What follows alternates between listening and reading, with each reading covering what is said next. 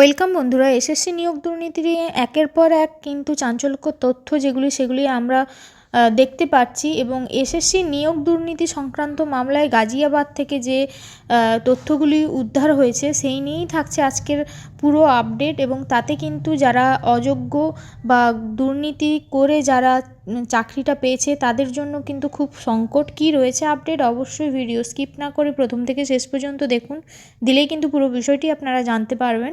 SSC নিয়োগ দুর্নীতি মামলায় গাজিয়াবাদ থেকে যে উদ্ধার হয়েছিল ইলেকট্রনিক ডিভাইস, হার্ড ডিস্ক এবং তাদের সেগুলির মধ্যে থাকা ওএমআরসির সমস্ত নথি কিন্তু আদালত পেশ করার নির্দেশ দিয়েছে।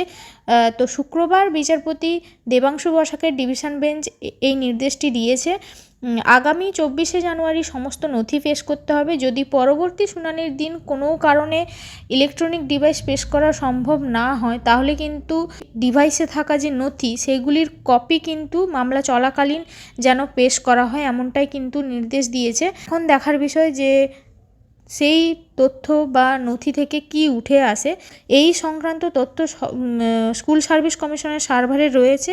আদালত এদিন এটাও স্পষ্ট করে দিয়েছেন যে মামলা যুক্ত যে কোনো বিতর্কিত চাকরি প্রাপক তাদের নিজেদের ওএমআর দেখতে চাইলে তারা আদালতের নজরদারিতে দেখতে পারেন। মানে আদালতের সামনে ওএমআর পেশ নিয়ে মতের মিল কিন্তু অনেকেরই রয়েছে বিতর্কিত যে চাকরি প্রাপক তাদের আইনজীবীদের মধ্যে। এবার একাদশ দ্বাদশের বিতর্কিত চাকরি প্রাপকদের দুজন তাদের ওএমআর কিন্তু আদালতের সামনে পেশ করা হোক, তারা কিন্তু সম্মতি দিয়েছে বা বলেছে তাদের নিজেদের ওএমআর পরীক্ষা করে দেখতে চান। কিন্তু বাকি যে সমস্ত বিভাগের বিতর্কিত চাকরি প্রাপকরা চান না যে তাদের ওএমআরটা আদালতের সামনে পেশ করা হোক। আর অনেকেরই সংশয় রয়েছে যে ডিজিটালাইজড নথি তো তার কতটা সত্যতা রয়েছে। হয়তো অনেকে ভাবছে যে সত্যি মানে নিষ্ঠার সঙ্গে বা সত্য বা সততার সঙ্গে পরীক্ষাটা দিয়েছে তার ওএমআর দেখা গেল যে ডিজিটালাইজড কপিতে একরকম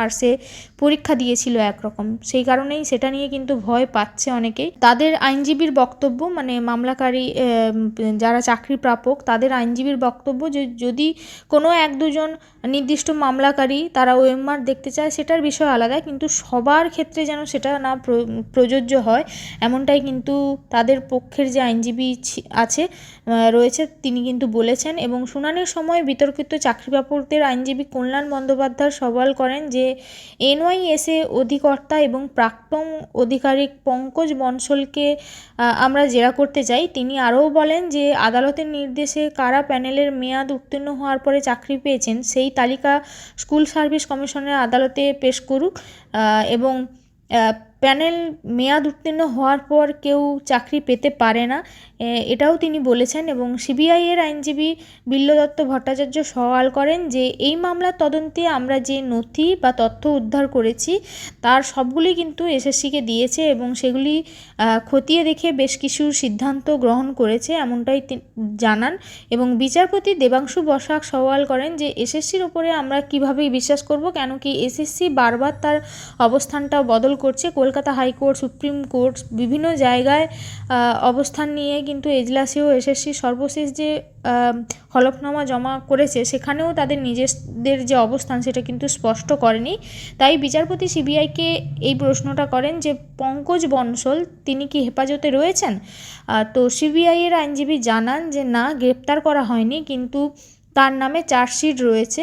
এই প্রসঙ্গে বলা যায় যে এবং যে নথিগুলি উদ্ধার হয়েছে উত্তরপ্রদেশের গাজিয়াবাদ থেকে সেখানে কিন্তু 3478টি উত্তরপত্র বা ওএমআরশিট পাওয়া গেছে এবং সেইগুলি কিন্তু প্রকাশের নির্দেশ দিয়েছিলেন বিচারপতি অভিজিৎ গঙ্গোপাধ্যায় তো কেন্দ্রীয় তদন্তকারী সংস্থাকে। তো এই পত্রগুলিতে কিন্তু বিভিন্ন কারচুপি রয়েছে বলে কিন্তু অভিযোগ অনেক আগেই উঠেছে। তো এবার দেখার যে সোমবার ওএমআরসির সবগুলো পেশ করা হয় নাকি যারা শুধুমাত্র ওএমআর দেখতে চায় তাদেরটাই পেশ করা হয়। তবে যারটাই পেশ করা হোক না কেন, এখন যদি কোর্ট নির্দেশ দেয় যে ওএমআর তারা সবগুলোই দেখবে, তাহলে কিন্তু সত্যিকারের দুর্নীতি হয়ে থাকলে ডিজিটালাইজ ডেটা এবং যেটা আসল ডেটা তার সঙ্গে যদি মিল থাকে, দুর্নীতি তো হয়েছে, হয়ে থাকলে নয়, যে দুর্নীতিটা হয়েছে তাতে কিন্তু সঙ্গে সঙ্গে ধরাও পড়বে এবং বহু চাকরি প্রার্থী যারা মেয়াদ উত্তীর্ণ হয়ে যাওয়ার পরেও চাকরি পেয়েছে তাদের কিন্তু চাকরিটা থাকছে না, এটা একটা পরিষ্কার ব্যাপার।